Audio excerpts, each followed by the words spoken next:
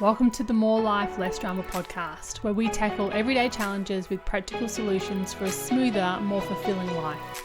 I'm Prue, your host and guide on this path towards less stress and more joy. Together, let's make More Life, Less Drama not just a podcast, but a community of support and empowerment. To help me even more with this, I ask two simple things: follow the show and share the show. It would mean I can touch more people and change more lives, for the better. Thanks so much. Now let's jump into today's episode. Why, hello. How are you today? It's another episode of More Life, Less Drama. I'm your host, Prue, and I'm really looking forward to diving into the topic that I have today.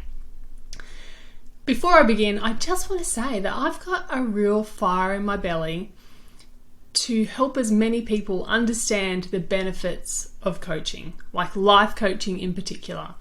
It's funny because I said this to my friend the other day, far out, I love coaching. Like, I just love it so much. Her response to me was, yeah, no, I'm already sold out. Are you trying to convince yourself or are you trying to convince others? And I was like, actually, I think it's just me really having this understanding about how powerful this tool is in life. This podcast is all about living life with less drama. And I still see so many people out in the world just indulging in the drama and then wondering why their lives are so shit or they're not achieving their goals. And I'm just like, have you heard about coaching? Like, coaching is such a great way to understand your own mind and learn to manage your own mind to get the results that you want in life. There is nobody coming to save you, like Mel Robbins says, and it's so true. If you don't do this, nobody else is going to do this for you. And I just think, like, my friend and I would then proceeded to discuss, like, imagine the world if everybody got coached and learnt to manage their own minds and really took responsibility for their own feelings and their own results, how much nicer a world we'd have. So, without much further ado, because I know that you are here and you want to improve your life, like, firstly, I commend you on that because not many people are doing it. You know, generally people turn up to coaching and we do a lot of coaching around managing your own mind and how to manage your own emotions through experiences and circumstances of life that usually involve somebody that hasn't been coached before and doesn't know the connection that circumstances are neutral and that it's your thoughts that create your emotions. So we spend a lot of time coaching people through that, hence why it'd be great if everybody said, you know what, I'm just going to get coached and see how it goes and see what I can improve about myself. So with this conversation and really living into our dreams and goals, I want to tell you about 5 things that finishers don't do. Because as you know, I love the term being a finisher, and I've got a whole course on how to become a finisher, and it's called the Finishers Club. So PS, if you want to join, I have a wait list open for the next enrollment, so don't miss out on that. But being a finisher is a whole new ball game because it changes your life. When you step in and learn how to become a finisher and finish the things that you want in life, life has less time for drama. When we have a lot of drama in our lives, usually what's happening is that we're not focusing on the right things. We're focusing on the drama rather than the things that we actually want to achieve. So I want to talk with you today about these 5 things that finishers don't do. And if you find yourself saying, maybe I still do that, it's totally okay. Like, everybody does it from time to time as well, even myself. But if you find yourself really going, yeah, that's really preventing me from finishing my goals and pursuing my dreams, maybe it's time for you to join the Finishers Club. Maybe it's time for you to reach out to have a coaching session with me or with any other fantastic coach that is out there. And if you think that I'm not the coach for you, totally fine. Still reach out because I know a lot of coaches. There's communities of coaches that you don't even know exist, but I do. And there are some fantastic coaches in the world. And PS, there's also some not so good coaches. So please come to somebody that knows the industry and can support you to find the right person for you. Okay, let's get into it. 5 things that finishers don't do. Let's start at the top. First one, finishers make decisions. So therefore, what they're not doing is not making decisions. So staying undecided is one of the biggest differences between someone that gets stuff done and someone who doesn't. Because achieving our goals is just basically making decisions to do that, making a decision to get up in the morning, making a decision to focus on this rather than that. It's all a whole lot of small decisions all bundled into one. And if you're somebody that is not achieving your goals, maybe you're just not making decisions fast enough or allowing yourself to make decisions at all. Potentially making no decision is a decision as well. Okay, so don't be fooled that if you're not making decisions, you think you're just being undecided, because possibly you are making a decision not to make a decision, and that's definitely not aligned to achieving your goals, right? It's really helpful to learn the skill of making decisions. Indecision just spins the wheels, and I tell you what, it takes up a lot of your time. And that time can be used better and more productive somewhere else. Like, you can be more productive if you spend time thinking about the things that are going to get you to your destination or your goal, rather than thinking about all the ways that you shouldn't or you couldn't or you don't know how. Okay, so that's the first thing. People that aren't finishing their goals don't make decisions. The second thing is people who are not finishing their goals generally have great ideas or downloads coming in to their mind, like lots of ideas, and they do nothing with them. It ties in with point 1, although it is slightly different, right? Because if you have drive, and I know you do because you're on this podcast and you're listening and you're tuning in week after week, I know that you have lots of ideas as well. You most probably listen to this podcast and have lots of ideas as well, and then just walk away and don't do anything about that if you're not finishing your goals. Who doesn't love Oprah? She's got lots of wisdom. And she says, it's the whispers of the universe. And that is so true. The universe is always whispering to you to guide you down a path, whether it be for your passion, your goals, your dreams, whatever it is. Usually those ideas that are popping into your mind are there because it wants you to go that way. It wants you to understand that it's possibly the best way to go. Like, that's what you really desire in life.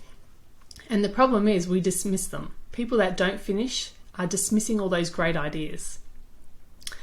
And I think I have said this on the podcast before as well, but when you're having ideas and you've got dreams and all that type of stuff, like your goals, you often dismiss them and say, oh, but everybody wants to do that. Like, I just don't want to jump on the bandwagon and say that that's what I want to do too. And again, that's where you're wrong.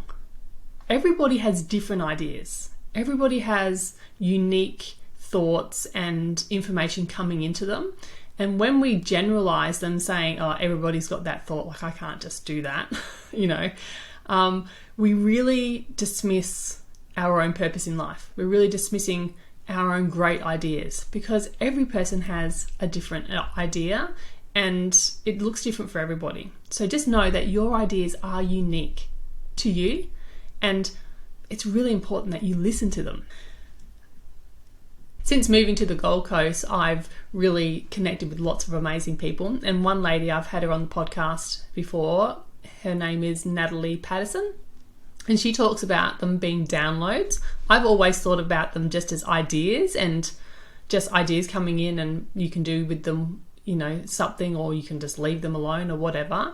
But listening to Natalie, she talks about them as downloads, and she really takes them as literal. Like, she has a download and she gets told a message, and she talks about it in a spiritual sense, like her guides are guiding her and giving her this message on purpose so she can take the next steps.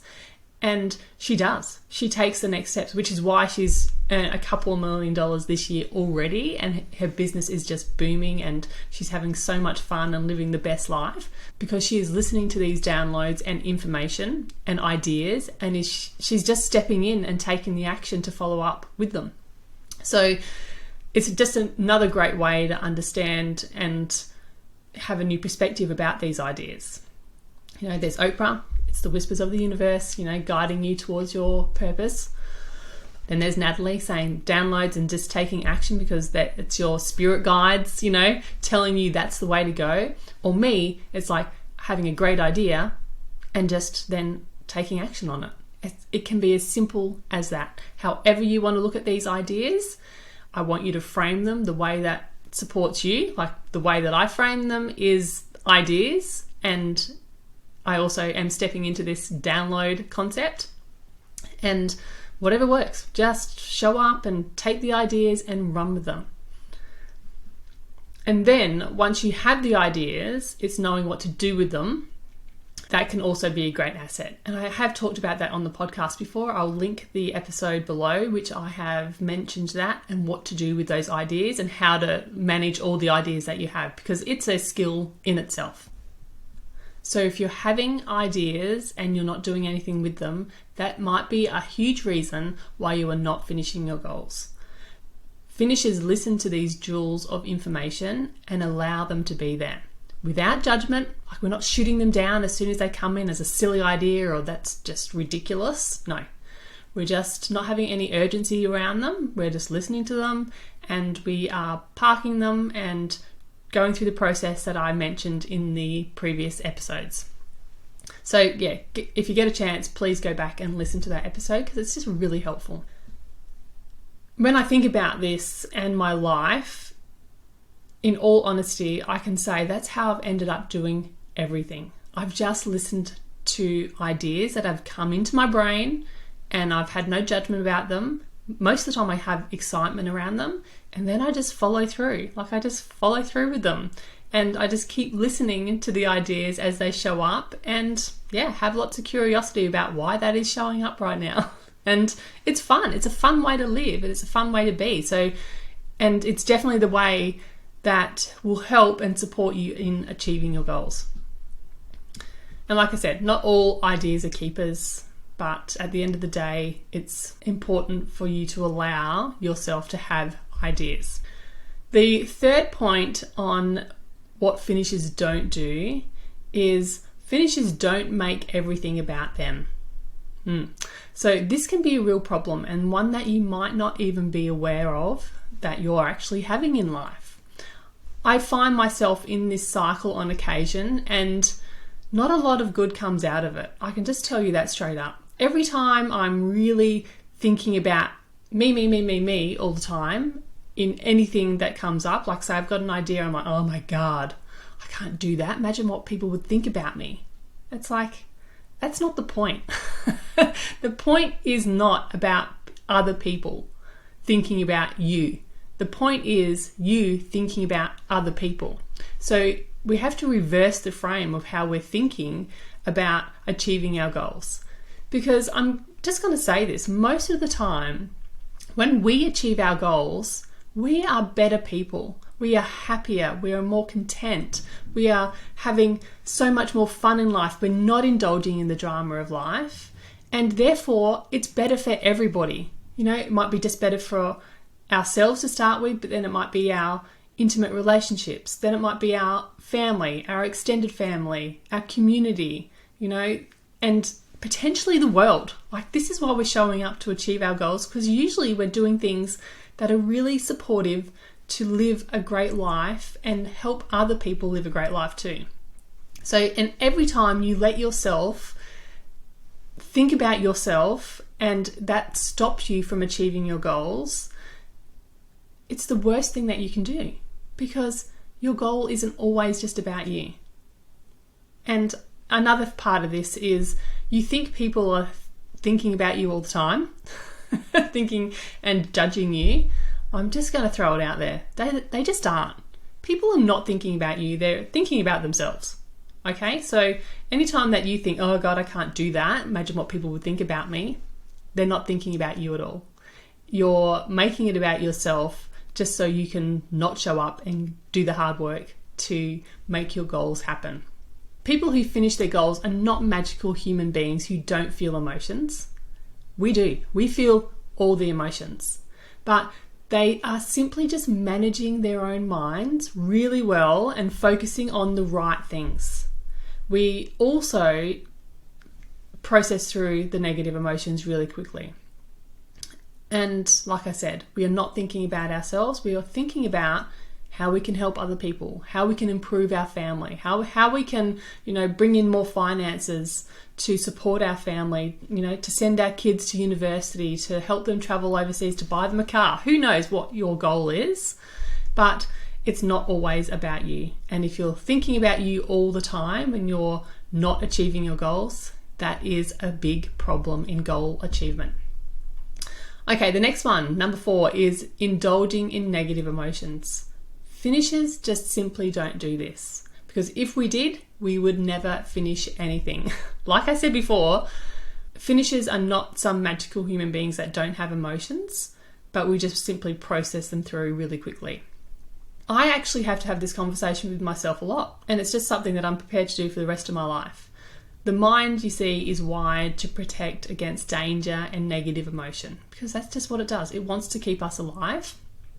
And you might find yourself stuck in an inaction because fear keeps showing up, and fear's supposed to be there. It's okay. Nothing has gone wrong when fear shows up. It's like, okay, thanks fear. I know you're here to protect me, and I've got a choice to choose something else. Because what a finisher doesn't do is believe that the negative emotion that they're feeling, like fear, is the only way to feel about a particular thing. It's just not. A finisher knows and reminds themselves, me all the time, that there are other options to feel differently, and then as a finisher we go to work on figuring out what else we could feel in that particular moment.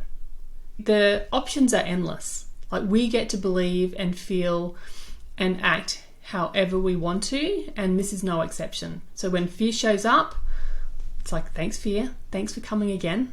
I really appreciate you being here and trying to keep me safe. But instead, I'm going to use curiosity instead. I'm going to understand and figure out, firstly, why fear has shown up, which is just usually the old patterning. And then I'm like, okay, and curiosity is going to help me get through the fear, because it's like, oh, but imagine if I could do that. What would that look like? And be really curious about it. That's how you get through indulging in negative emotion. Because again, everybody has emotion, but indulging in it is a choice. You are the person who is capable of making this change. You are the only one. And unless you've got like a diagnosed mental health condition, indulging in negative emotion is a choice. And finishers just don't do that. Finishers process emotion and move on. And the last one, love this one, because most of my clients rock up and they say this to me. The last point that finishers don't do is finishers don't pretend they don't know what to do. It's brilliant, and if you can move through this and like change your perspective on this, it will be one of the key drivers to your success, and success as whatever that looks like for you. Because the bottom line is, finishers don't pretend they don't know what to do. They go, you know what? I don't know what to do now, but I'm going to figure it out. That's where we start. Because do you think people like Thomas Edison knew where to start when he first invented the light bulb? I don't think so.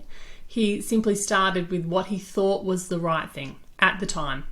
And there was no playbook or instruction manual. He just started. And the funny thing is, like, we have so much information now. You know, Thomas Edison had nothing.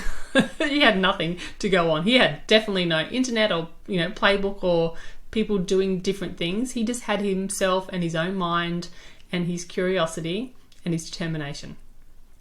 He just started. What about another person like Steve Jobs? Do you think that he knew the exact process and the outcome that he was going to create when he was creating the Macintosh? Nope. He just solved one problem at a time, and that's where it took him. It's so simple. And I know that you know this already. It's not something new to you, but you let it keep holding you back. You keep telling yourself this lie, I just don't know what to do. Okay, so you do. So if you are telling yourself this lie, this is me telling you that that is the wrong thing to focus on. Again, it takes up so much precious time and gets you nowhere. It is literally you in your own head spinning on that hamster wheel going nowhere. So maybe instead you could ask, if I knew the next step, what would I choose? Like, so much more powerful than I don't know what to do. I love a good brainstorming session. It's something that I do with myself all the time. And yeah, I just feel like I have this natural ability for that. And it's the thing that I ask myself all the time when I'm doing a brainstorming session. If I knew the next step, what would I choose? It's as simple as that. And then you just let your mind go to work and have all those fantastic ideas and downloads and allow the whispers of the universe to come up and you write them down. You know, I didn't know how to start a podcast. I didn't even know how to be a coach when I first started 4 years ago or 5 years ago, until I did. I didn't know how to start a business until I did, until I took one step in front of the other to figure out what that looked like and what was working and what wasn't working. So you don't know what you don't know, but what is an absolute lie is that you know nothing. Because you know something. You know a lot. You know a lot more than you're giving yourself credit for. And a finisher never allows this to stop them. So reframe that old shitty thought quick smart and take one step forward. That's all I'm asking you to do. So here's a quick recap of what we talked about. It's been a great episode. I've really enjoyed delivering you this content. So the first one, 5 things that finishers don't do. Number 1, don't make decisions. Staying undecided is a surefire way to get nowhere and avoid letting perfectionism and fear keep you stuck. Number 2, have great ideas and do nothing with them. It's not enough to have brilliant ideas, you need to act on them. Remember, not all ideas are keepers, but you never know their potential. And if you don't give them a chance, you will never know if it's going to work or not. Number 3 is finishers don't make everything about them.